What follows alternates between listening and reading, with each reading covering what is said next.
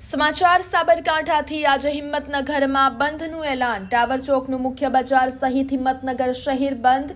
વેપારીઓએ પોતાના ધંધા રોજગાર બંધ રાખીને ખેડૂતોને સમર્થન આપ્યું છે। ખાનગી શાળા કોલેજો તેમજ માર્કેટ યાર્ડ પણ બંધ। હુડાના વિરોધમાં ખેડૂતો આપી રહ્યા છે લડત। ખેડૂતોની જમીન કપાત જતી હોવાને પગલે ખેડૂતોમાં ભારે વિરોધ છે। સતત 90 દિવસથી ખેડૂતો કરી રહ્યા છે હુડાનો ભારે વિરોધ। સરકાર સાથે બેઠક પણ કોઈ નિર્ણય ન લેવાતા ખેડૂતોમાં રોષ જોવા મળી રહ્યો છે। હિંમતનગર બંધને મળી રહ્યું છે સમર્થન। શહેરમાં ચુસ્ત પોલીસ બંદોબસ્ત ખડકાયો છે। આજે હિંમતનગર બંધનું એલાન હુડા સમિતિ દ્વારા આપવામાં આવેલ છે અને એને અભૂતપૂર્વ સફળતા મળી રહી છે। હિંમતનગરમાં કોઈ પણ જગ્યાએ કોઈ પણ નાનામાં નાનો વેપારી અને શાકભાજીની દુકાન પણ ક્યાંય ખુલ્લી જોવા મળતી નથી। એટલે એનો અર્થ એ થયો કે આ લોકો પણ અર્બન ઓથોરિટી આપવા માટે સંમત નથી અને એ હુડા સાથે જ છે।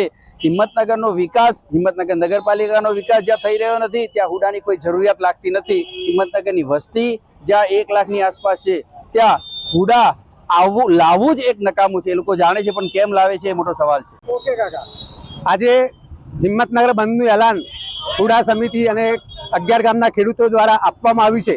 આપ શ્રી ચેનલ દ્વારા આ સંદેશો પણ પહોંચાડવા માંગુ છું કે વેપારીઓ અને ખેડૂતો બંને સિક્કાની બાજુઓ છે અને વેપારીઓનું અભૂતપૂર્વ જે સમર્થન મળી રહ્યું છે એ તબક્કે આખા હિંમતનગરના વેપારી બંધુઓનો પણ અમે 11 ગામના ખેડૂતો આભાર માનીએ છીએ અને આજે હુડાને અભૂતપૂર્વ સમર્થન મળ્યું છે। સરકારને પણ અમે ચેતવણી આપીએ છીએ કે આટલા બધા લોકો જ્યારે હુડાના વિરોધમાં હોય તો આપ કેવી રીતના હુડા લાગુ પડી રહ્યા છો એ સવાલ છે અને જો આ રીતના જો આ બહેરા કાન જો સાંભળી ના શકતા હોય તો ભવિષ્યમાં પણ જલદ કાર્યક્રમો વિધાનસભા ઘેરાવ આવે કે સાંસદ સભ્યનો ઘેરાવ આવે અથવા તો ધારાસભ્યનો ઘેરાવો કરવાના જલદ કાર્યક્રમો, કારણ કે 100 દિવસથી આજે હુડાનું આંદોલન ચાલી રહ્યું છે એટલે ખેડૂતોનો આક્રોશ પણ વધતો રહ્યો છે।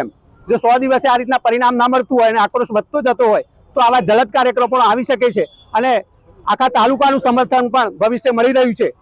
છેલ્લે તબક્કે આ વેપારી બંધુઓનો હિંમતનગરના દરેક વેપારીઓનો આભાર માનીએ છીએ।